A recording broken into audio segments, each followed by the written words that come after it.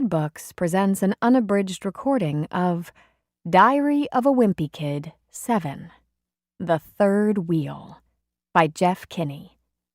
Narrated by Ramon de Ocampo. January. Sunday.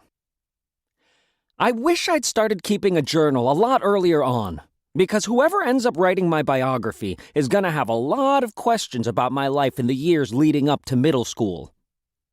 Luckily, I remember just about everything that's happened to me since I was born. In fact, I can even remember stuff that happened to me before I was born. Back in those days, it was just me swimming around in the dark, doing backflips and taking naps whenever I wanted. Then one day, when I was in the middle of a really good nap, I got woken up by these strange noises coming from the outside.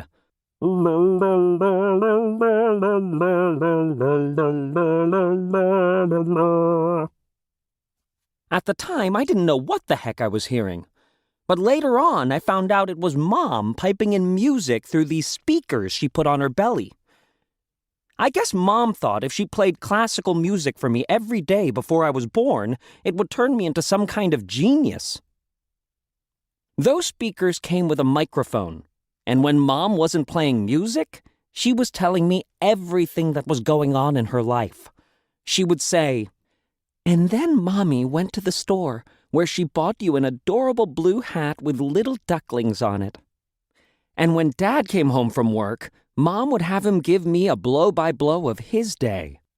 He would say, 'So then I told Bill, I did sign the bottom of the 1044, and I flipped the paper over so he could see for himself.'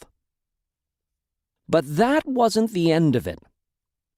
Every night, Mom would read to me for a half hour before she went to bed. 'Mr. Limpkins, I beg your pardon, sir. Oliver Twist has asked for more.'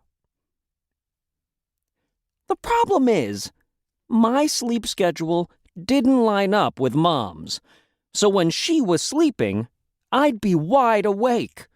She'd be snoring, loud, and I'd be like, 'Seriously?' I actually wish I'd paid more attention when Mom was reading to me, though. Last week in school, we had a pop quiz on a book, and I hadn't read it yet. I was pretty sure Mom read that one to me before I was born, but I couldn't remember any of the details.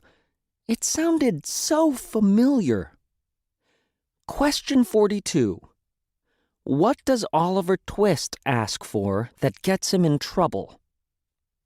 Think. I guess the week Mom was reading that book, I was busy doing something else, like checking out where that umbilical cord went. Never did figure that out. The crazy thing is, Mom didn't need to use the microphone for me to hear her. I mean, I was inside of her, so I could hear every word she said, whether I wanted to or not. I'd hear, "I crave pickles, but I can't eat them because they make me gassy." And I'd think, do I really need to be hearing this? I could also hear just about everything that was happening on the outside. So when Mom and Dad got all mushy, I had to listen to that, too. I've never really felt comfortable when people are acting affectionate around me, especially when it's my parents. I tried to get them to stop, but they never got the message, no matter how hard I kicked. Cut it out. Kick, kick, kick. In fact, everything I tried just seemed to make things worse. Mom would say, "Every time we kiss, I feel a little kick." And Dad would say, "Let's kiss again." To keep listening to this audiobook, I've left you a link in the description so you can do it, at no cost thanks to Audible's 30-day free trial.